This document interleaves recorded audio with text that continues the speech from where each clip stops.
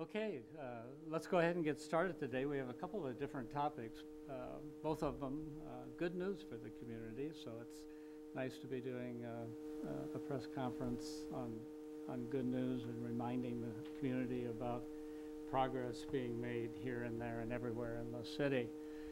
I know that at the same time that we're giving you good news, you all are holding your breath a little bit for our citizen, Sydney Loof, who our law enforcement is currently searching for.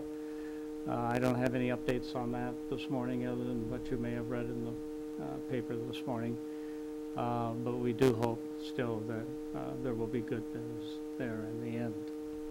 So with that, let me just start out by thanking everybody for being here this morning. We're going to talk about the city's transportation future in just a few minutes, but first I am delighted to welcome the staff and the board members from Community Action Partnership of Lancaster and Saunders counties. And we're excited to announce that Community Action has been awarded a federal grant of $460,000. Yes. Not small potatoes. No. It's good. And this will make it possible to house 40 homeless families in Lincoln. As you know, Lincoln is consistently recognized as a great place to live. The 2017 Lincoln Vital Signs report highlights many of the positive things in our communities, including the low unemployment rate, the very low unemployment rate, the low crime rates, and the high workforce participation. But we also know that many in our city continue to face real need. Today, 15.9% of Lincoln residents are living in poverty. That's 41,000 members of our communities. And they are us. They are our neighbors, our friends, our co-workers, our children's classmates, the people who service us at local retailers and restaurants. For this segment of the population, keeping up with the cost of living is a struggle. And just one negative life experience, such as a job loss or a major medical bill, puts them at risk of becoming homeless. The Lincoln Homeless Coalition's most recent point-in-time count indicates that there are at least 606 people who are experiencing homelessness in Lancaster County. The point-in-time count found that 153 of those experiencing homelessness are children. Homelessness is devastating, of course, regardless of your age, but for children in particular, its effects can result in serious long-term physical, emotional, and psychological harm. The Continuum of Care Supportive Housing Grant, which is what we're announcing today, is made possible through the U.S. Department of Housing and Urban Development's Continuum of Care program. Through this grant, families will be connected with a long-term home where hopefully they will be able to build strong relationships with schools, neighbors, and community organizations. So I want to offer my thanks and congratulations to Community Action and to all the folks there who have been doing such a good work, important work for a long time now. They have a strong history of housing homeless families and providing services that are critical to the short-term and the long-term prosperity of our city. So Vicey is their dedicated, to say the least, Community Action Executive Director, and she's here this morning to share the details of this little celebration. Absolutely. It's all yours. Thank you. It's wonderful to be here this morning. Thank you for joining us for this fun news. Community action empowers people living in poverty to reach economic stability. Our 17 unique programs address the causes and concerns of poverty in 4 impact areas: early childhood development, homelessness prevention, family and financial well-being, and hunger relief. Our work is focused on not only ensuring people living in poverty have their most basic needs met, but also empowering them to utilize their own strengths and abilities to create lasting change. Last year, we provided services to 17,499 people.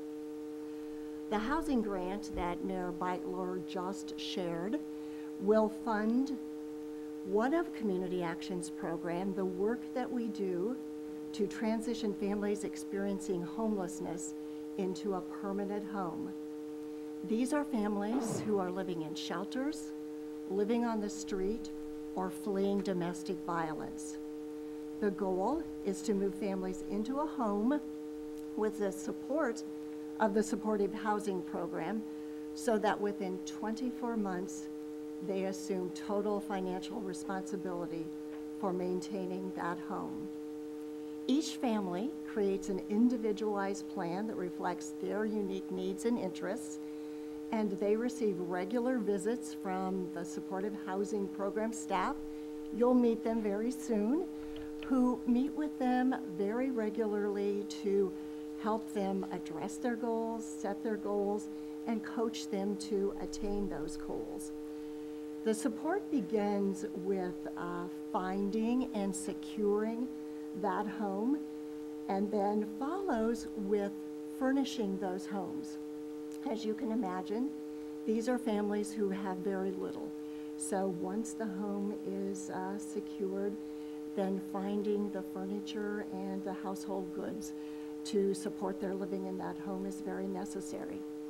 Once settled in the home, the support becomes perhaps a little more strategic, and the kinds of goals that are worked on include learning about and building positive habits relating to financial management, establishing and attaining educational and employment goals, enhancing parenting skills, tenant education, and probably most importantly, that coaching through the ups and downs that come with any significant change. Their support is constant. So I think the exciting news, along with the dollar amount of this grant, is that in the next few months, Community Action will house 40 families, thanks to the support of this funding. The grant, as Mayor Beitler mentioned, is $460,000, and that grant must be leveraged with a local match of 25%, so an additional $115,000. One of the pieces of news that I hope that you will take from our conversation this morning is that Community Action is welcoming financial contributions designated for the purpose of funding this program. And in addition to our need for cash contributions, we're also hoping that our community will think about those extra things they have in their own household that they can donate: towels, pots and pans, dishes, sheets. We would love to talk with the community about how to make those donations. So before we get to addressing, I think, specific questions, I would like to introduce individuals here from Community Action. The president of Community Action's board of directors is Gail Steen. Gail, can you wave? Everybody from Community Action, wave. Heather is our director of development and communication. Michelle Wave is the director of community services. Michelle is administratively responsible for the supportive housing program, and she also manages several other programs that work with homeless and near homeless families. There are 4 distinct employees within the supportive housing program. 3 of them are here this morning. Many of you know of the tremendous work that Lee Heffelbauer, who is the administrator of the supportive housing program, has done within our community relating to homelessness. Lee is a past chair of Lincoln's Homeless Coalition, and she is also governor appointed to help the state develop its 10-year plan to address homelessness in the state of Nebraska. So Lee is responsible for managing the program. Lee and Michelle will also be available to answer very specific questions that you might have and to meet with you following the mayor's press conference if you would like to do that. We have 2 family advocates within this program, Heather and Aaliyah. One of them can be here this morning, Aaliyah. They are really the crucial staff in meeting and coaching the family through the 24-year period of change. So they are working with them on those goals that we talked about. And then our last staff member is Angel. Angel is the supportive housing assistant. Angel supports the staff, but she is probably most importantly responsible for making sure that we're collecting the right data and we're maintaining records as we need to do. So thank you very much for your dedication and for jumping in to this program and the very nice challenge of locating and housing 40 families beginning immediately. We want to thank you, Mayor Beitler, for sharing not only your time this morning to join us in this announcement, but also for the tremendous support that you've provided to Community Action. We know that you've also demonstrated a very personal commitment to addressing homelessness in Lincoln, Nebraska. So thank you for that. In addition, the city's Urban Development Department has a long history of working closely with the Lincoln Homeless Coalition and its member agencies like Community Action.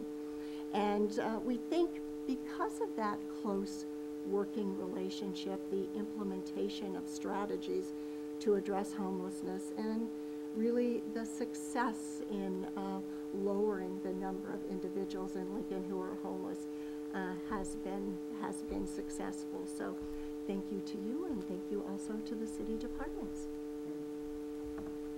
Well, Vi, thank you very much, and you stay right up here because you're going to have to answer the tough questions. Okay, okay, and we'll I'll take send the a few easy of them ones, out you take here. the tough Okay, we can do that. All right, and the other thing that I neglected to do that I think we really should do is have all of you come up here and just stand behind us as we answer questions, and you guys be sure to ask a question or two because I want their kids and relatives and neighborhood to see them on TV. And get a little come back here where you're kind of background. Yeah.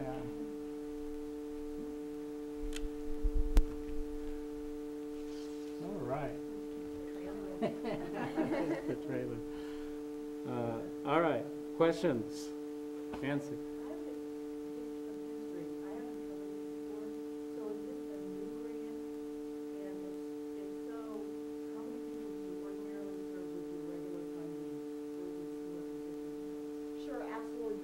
Why don't you come over here so you... I'm going to start with a very general, succinct answer, and then we'll pull Lee in to give you the detail of that. Actually, Community Action has been providing housing services for nearly 20 years, so it's certainly been a vital part of the programming that we've provided. This grant is unique in the sense that it is prioritizing permanent placement of families within homes. Previously, the work that we've done has allowed us to place families temporarily within homes, work with them for a period of time to become stable, and then they leave and find their own home. So I think really the wonderful thing about this grant is that they will be into their home, they will work towards that financial security, and they will be able to stay without moving at the end of that support. Additional information you'd like to? No, we have had a number of programs over the years. Some of them were federally funded. The federal government is no longer supporting transitional housing programs for this population, best practices is to move to rapid rehousing programs. So we were fortunate that we were able to leverage our resources and develop what we see as the best model for serving families, particularly those who are experiencing domestic violence, who really don't need a lot of time in a transitional model.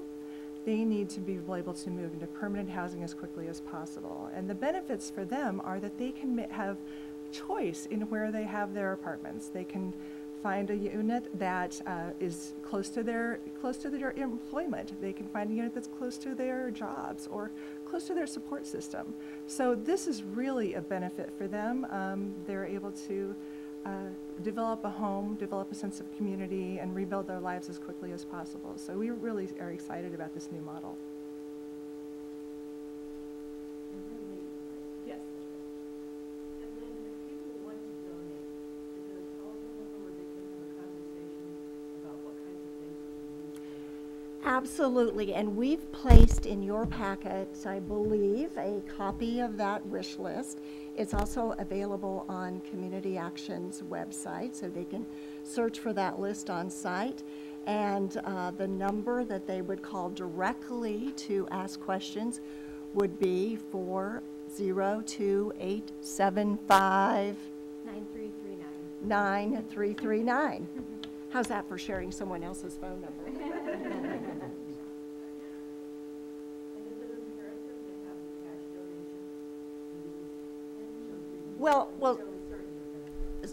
certainly it's imperative because to be able to draw federal funds, we must demonstrate that we have the local match available to match those funds. We have been supported to some extent in reaching that goal of 115,000. We continue to look for and ask for additional contributions to get us to that total.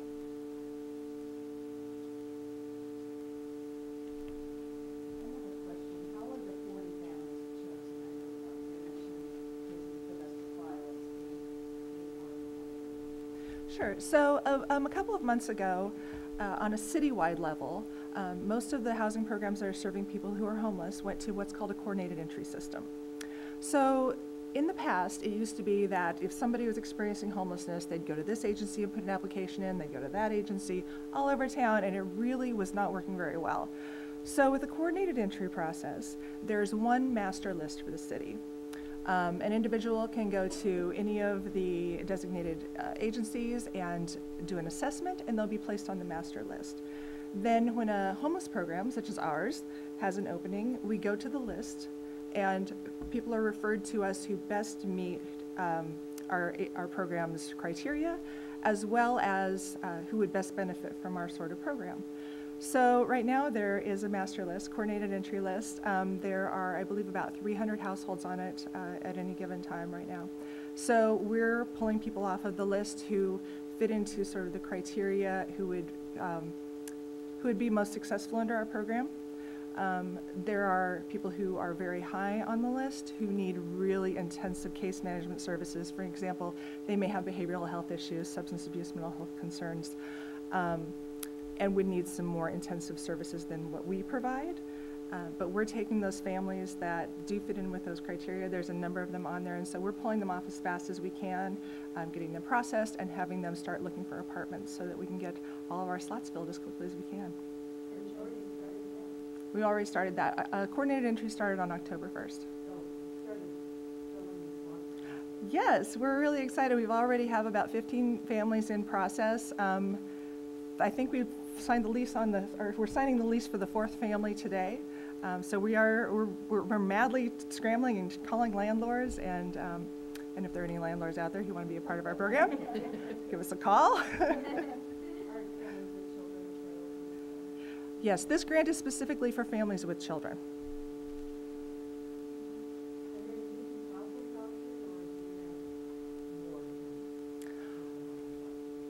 Our program uses a rental assistance model. So we have an agreement with the landlord that we will provide rent assistance until the family is ready to move over to permanent housing option. Either they can afford it on their own, or they move, for example, to a Section 8 voucher. So it's income-based. the goal of this is that they're not paying more than 30% of their income for housing costs.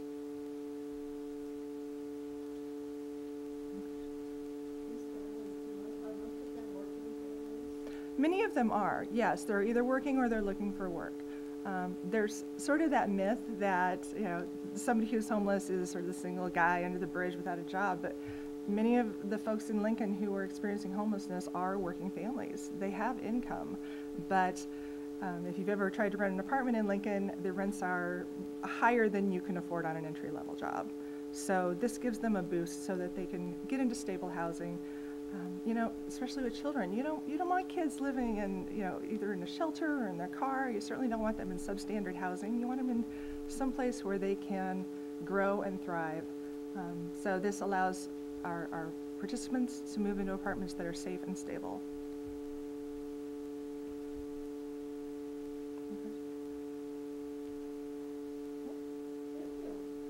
All right, well, thank you all very much again for everything that you do and for being right there to pursue some of the very best ideals of our society.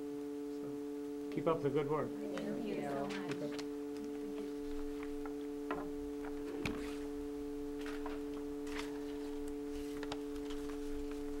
Okay, now we move from people who drive on our roads to the roads themselves. And we have a few people from our Public Works Department here today, including most prominently Mickey Esposito, who runs Public Works, and she's going to come up here and she may need to correct a few things that I say. And I certainly want her to help answer questions and make whatever additional remarks she should see fit to make. But our second topic today has to do with a very important stretch of road in the community that opened a month early, as it happens. We're talking about South 14th Street between Old Cheney Road and Highway 2, which was reopened yesterday. The state's concrete and asphalt paving project was the second phase of a larger project involving South 14th and Warlick Boulevard between US Highway 77 and Nebraska Highway 2. The Nebraska Department of Transportation said phases 1 and 2 were completed about 9 months ahead of schedule. Here's why the project is so significant for Lincoln. The state was originally scheduled to improve these roads and relinquish them to the city in the year 2020 for the beginning of the South Beltway project construction. The schedule was moved up to 2018 so that preparations can begin for the project to improve safety and traffic flow at the 14th and Old Cheney intersection. This is the major project that most of you have heard about that features an elevated roundabout over a T intersection. For today, I want to thank the Nebraska Department of Transportation for completing their major project associated with this early. NDOT really did give us a kind of holiday gift with mint condition roads done ahead of schedule. This is another great example of the state and local officials working together to make our community safer and stronger. The streets that were reconstructed by the state will result in improved traffic flow, reduced maintenance costs, and savings in cost and time associated with state right-of-way permitting. The state project will also serve as a catalyst for economic investment and further road improvements in southwest Lincoln. This again shows Lincoln is indeed on the move with infrastructure projects that will change the way that we're connected and how we do business for decades to come into the future. So this area is right on track to be an even more prominent gateway into our city. And I want to thank our Public Works Department and Mickey for the way they're getting the job done for us and for their work on this particular project. Anything to add? I would add, All right. just quickly, this really reflects the tone and tenor of the relationship that we have with NDOT, and it's a long-standing relationship of cooperation and collaboration. So we really want to extend our appreciation, not just to the fact that with their partnership with a local firm, Constructors, in getting the project opened early, a month early, but also advancing the project a year. As you know, this stretch of road was a big challenge for us during those historic pothole surges. This is the cure to potholes, reconstruction, mill and overlay, rehabilitation. So those investments are incredibly important for our citizens, but also for all of the state of Nebraska. So thank you to the state. We really appreciate that relationship and also the projects themselves. Thank you, Mayor. Yeah. Questions? Okay, so it's gonna be open now, everybody's happy, and how long is it gonna be open? Everyone is going to be happy. Do you want me to take Go the ahead. project schedule? So the elevated roundabout over the T intersection, actually we break ground in 2020, but prior to that, we'll be doing some utility relocations. There is a lot of discussion with the designers on whether or not we can keep some lanes open during that project. We are really trying to offset some things to make sure that we can accommodate traffic movements through the intersection. That's not a full promise, but we are really trying hard to accommodate flow through the intersection during construction. So we'll have more on that as the design develops.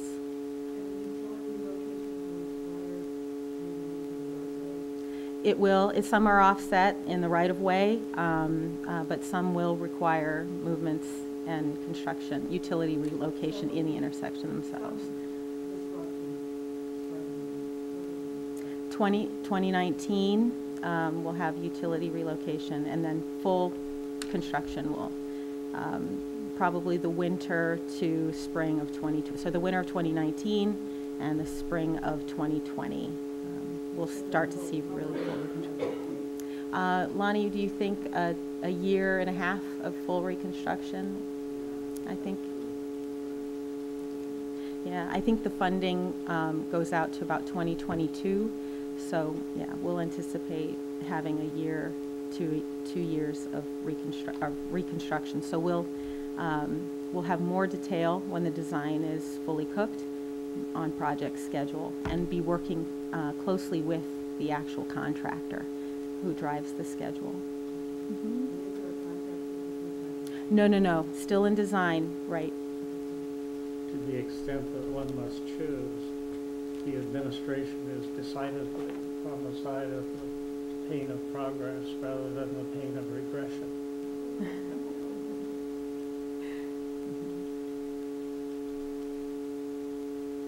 All right. Thank you all very much for coming down to cover it, on both items, and have a great day. Thank you.